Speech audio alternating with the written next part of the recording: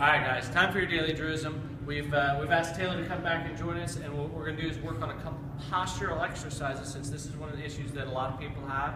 Taylor as well, got a few lower back issues, so I'm going to show you some things that's going to help straighten it out. All right, so we're going to work on two exercises. First one is going to be a bent over row. So all you do is you get a couple dumbbells. You want to make sure that your palms are facing forward. That's going to take your front shoulder out of it. And from there, you're just going to pull straight back up to your hips.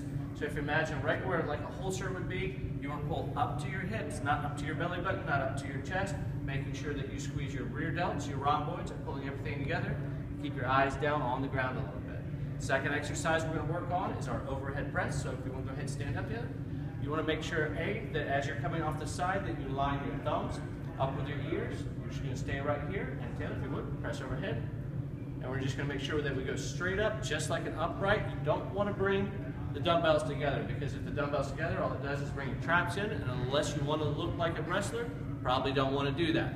All right, so that's two quick exercises to help align your posture and get a little bit of improvement and feel a little bit better, guys. We'll see you tomorrow.